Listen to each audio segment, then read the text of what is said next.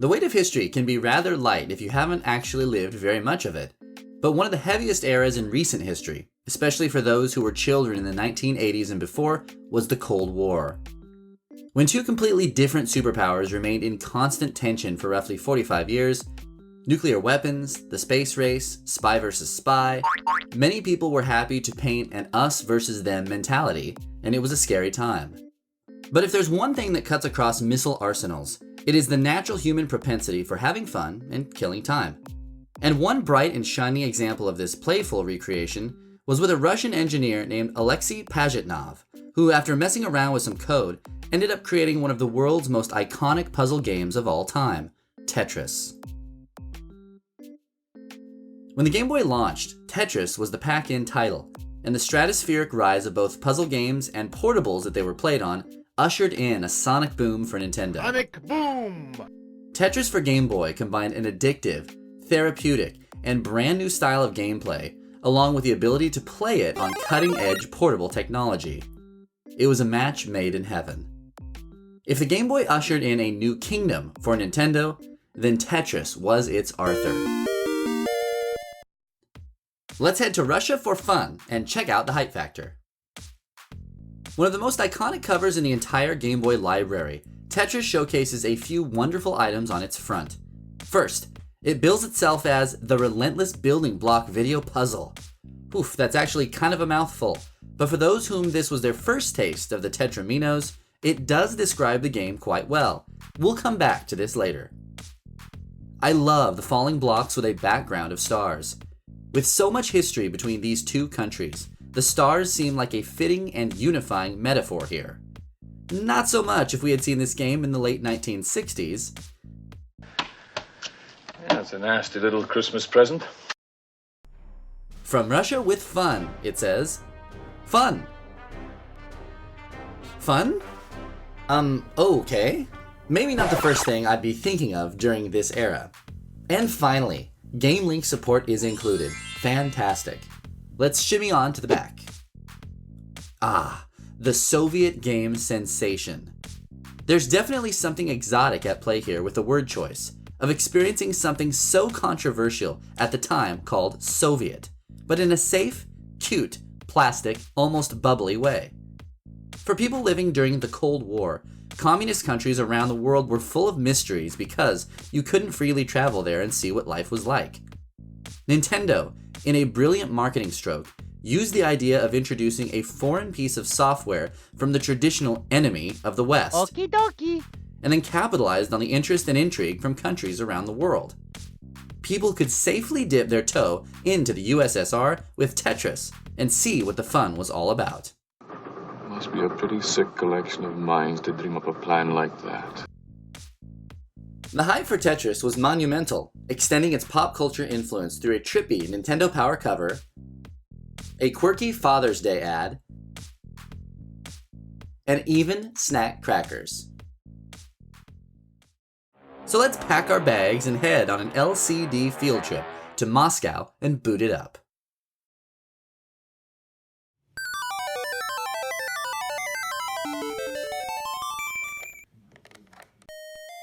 Upon booting up the game and seeing the legal ease that even made this version of the game possible, we are treated with a serene shot of a towering, Toad-esque roof that is perhaps inspired by the real-life church in Moscow called St. Basil's Cathedral.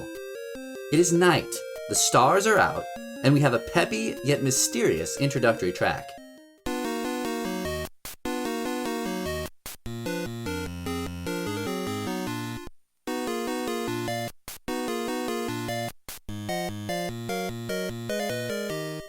While the two-player option is available that pits Mario and Luigi against each other, we're going to focus on the single-player game. On selecting player 1, there are a few menu options. Notably, there are two game types, Type A and Type B. Type A, called Endurance Mode in the manual, begins each game with a traditional blank canvas and the pieces begin to drop. When a player clears 10 lines successfully, the game gets faster. You make more points by eliminating more lines at once. A single is less than a double, is less than a triple, and Tetris is the king. Ah, Tetris. When you get one, made possible only by creating a single line and then filling it with a beam, The sound effect is pleasing, but has a bit of franticness attached to it as well.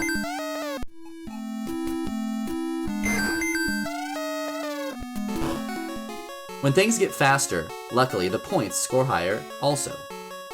A Tetris on the lowest speed scores the player 1,200 points, while a Tetris on level 9 scores a whopping 12,000. Ultimately, in game type A, the CPU will win. But hopefully, the human will delay the algorithm's efforts, and even better, maybe with a high score. Thankfully, for my mental health, game type B actually offers a way to win. After picking a difficulty level, you can also select a highness level that randomly fills blocks to a variable height.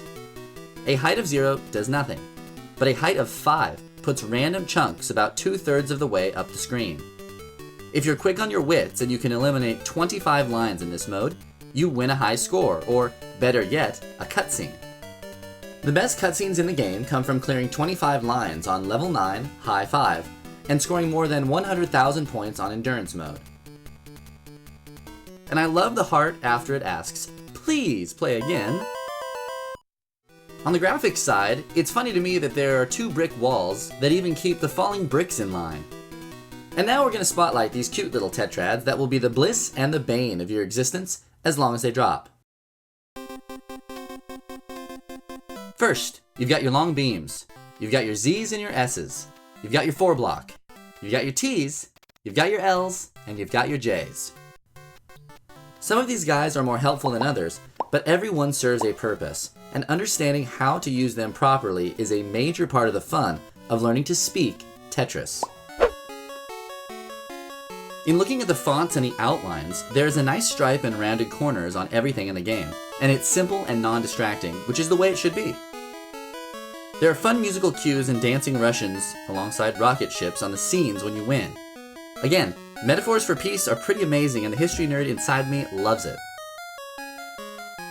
Musically, there is tons of original music on this cart, and it's all very well done and instrumental to the hypnotic effect.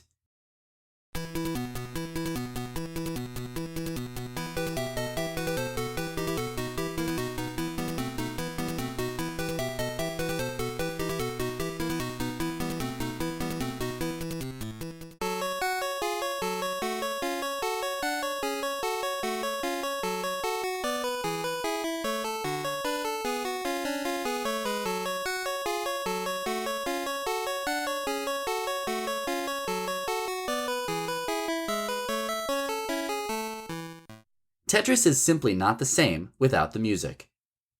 At first, I was a little confused about the most famous video game song of all time, called, confusingly, Type A, not to be confused with the gameplay type.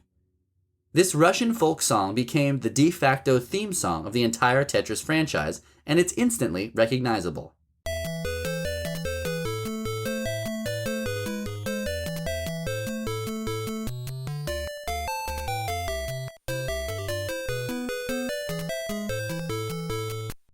However, when I booted up the game with my Type A, it sounded different.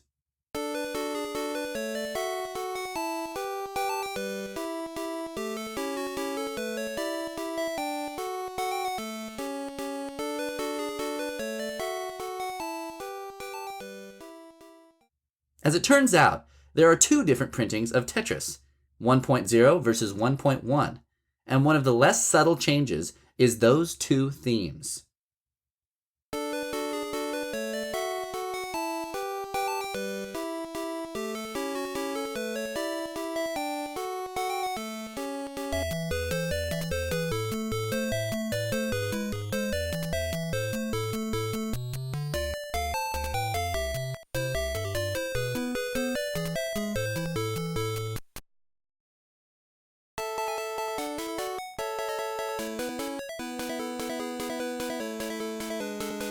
Tetris isn't a game so much as a meditation with reflexes. When the blocks are falling fast and you're focusing on the line and the next shape up in your peripheral vision, it becomes a surreal experience. In his book, The Tetris Effect, itself a fantastic retelling of the history and origins of Tetris, author Dan Ackerman says, "This is the mind's recreation of light and movement, fired off from synapses fueled by the 2 most important code bases of human consciousness, repetition and time. This is the Tetris effect, a term used in both medical and popular literature to describe the result of repetitive, pattern-based activity that eventually begins to shape the thoughts and the imagination of an individual. Before the Tetris era, we may have called it a kind of hypnagogic imagery, literally a waking dream. When I am hyper-focused in Tetris, this weird state does help as the blocks continue to drop faster and faster, and I hold on and hope that my brain and fingers are keeping up as best as they can. However, it requires a certain practice in order to do it, and it's definitely worth the effort for the effect. It's sort of a calm satisfaction, the sort of satisfaction that you get when you know that the clocks are always on time. Excuse me, you did say your clock was correct. Russian clocks are always correct. I never had enough patience as a kid to understand the powerful pull of this puzzler, because I wanted an action and adventure game, not some boring shape simulator. However, trying to get into that effect is a very real thing. And when you get into that heightened state, it is kind of like actively relaxing. You're guided by simple tunes, simple mechanics, and you better hold on tight because all of those Z shapes are hurtling down the chute ready to mess up your day. Tetris unlocks a mode of the brain that for me is a de-stressor, an essential title in the Game Boy library, and a genuinely historic game that is both exhilarating and timeless. And that, comrades, is Tetris on the Nintendo Game Boy.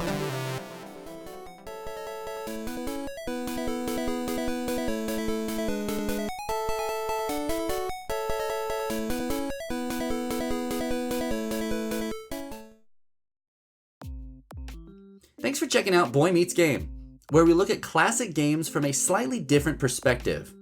If you enjoyed this romp through the launch games of the Nintendo Game Boy, please like and subscribe to support the channel. Thanks so much, and see you again soon.